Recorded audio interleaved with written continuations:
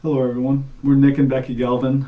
We've been attending the Hub for 2.5 years now, and just fell in love with the place and the groups that we're able to spend time with and the relationships that we've been able to build here at the Hub. I guess first we can start by sharing a little bit about our faith background, if you would like to. Sure. So I grew up going to church. My mom is a Christian, my dad isn't, but we were regular church attenders. So I had that background and that structure, but I think I finally knew the personal connection with Jesus when I went to summer camp when I was in 8th grade. And I sat around the campfire and had kind of a accepting Jesus into my heart moment that you hear a lot about at those camps. And from there on, I tried to make my faith my own and really came into it more in college and figured out how to have that personal relationship. So my path was a little bit different. Growing up, I didn't have much of a faith background. We'd really only attend church on holidays with family members and stuff along those lines. But off to college here at Hillsdale College, had a chance to really grow in my faith with great leadership from our coaching staff and people around me that really pushed faith on me. And again, it was something that I wanted to explore more, and they gave me the opportunity to really dig deep. And after going through a couple traumatic things throughout college, I kind of turned to Jesus and turned to God, and was able to explore my faith a lot more and continue to grow. For me, my coming to faith moment really was after a couple injuries in college. I really based my life on being a football player, and that's what I was growing up and what I kind of identified myself as throughout my whole life. And when that was taken away from me due to injury, and I started hanging out with the wrong crowd and going to places that I shouldn't be going, and kind of down a path that I didn't want to go, and really looked at my life and thought, I need something more, and there's got to be more meaning to this.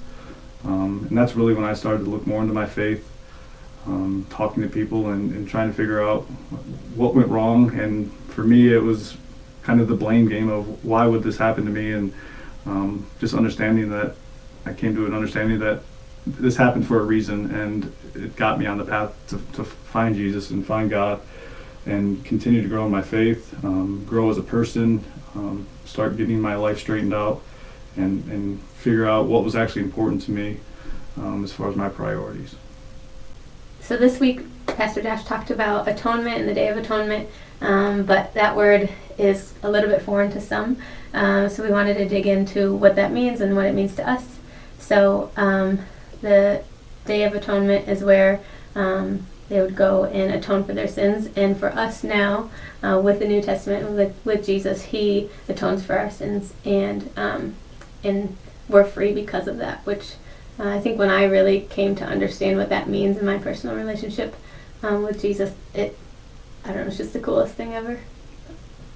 And coming from a less faith background, the process of getting there and understanding what that really meant was a really deep understanding, and really digging into the Word and trying to learn more about what everything meant. And again, being from a family that didn't necessarily go to church every Sunday, being able to meet with people and go into the studies and talk through it and deeper conversations was a great opportunity for me to kind of grow that. I grew up in a family where they didn't often accept help.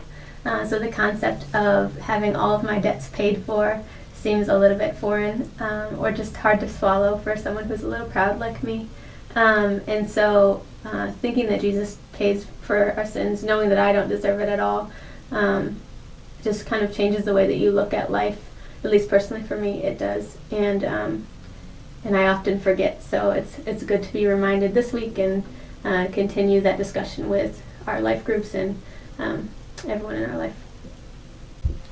For me, coming from a football background and being a coach, we talk a lot about sacrifice, and looking at the sacrifice that Jesus made for us is just the most amazing thing for me as I continue to grow in my faith. And I think of the little sacrifices that I talk about to my players, of sacrificing their time and sacrificing some of their social life for coming out and playing football, but thinking of the sacrifice that Jesus made for us with His life is just the ultimate sacrifice. And the fact that He had that much love for us, that He was willing to sacrifice Himself to take away our sin, is just the thing that really sticks out to me and really helps me to believe that, all right, this is amazing, and He really is an amazing God. that loves us so much that he would sacrifice his son for us. Sometimes when I think about atonement or Jesus dying for my sins, I can think of kind of before I realized that and after I realized that.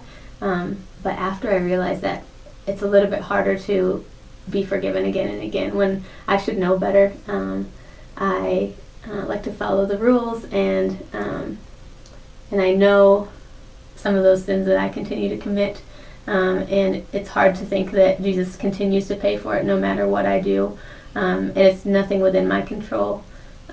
So I think that as we kind of grow as Christians, it's understanding that it's not of our own will or how strictly we follow the rules, but Jesus paid for it all.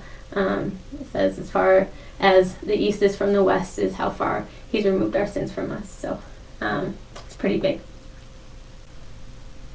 If you're curious about learning more about how to explore your faith, if you're somebody that doesn't necessarily come from a faith background, one thing that works is finding people that you respect and people that you can talk to and have a conversation that aren't really going to push things on you, but give you the chance to explore it for yourself and continue to ask questions and find the deeper meaning of things, and not just tell you facts and expect you to understand exactly what's going on. Mm-hmm. Especially for these harder things like atonement and deeper conversations to have, it's good to depend on those who you really respect. We have so many great people like that here at Hillsdale UB.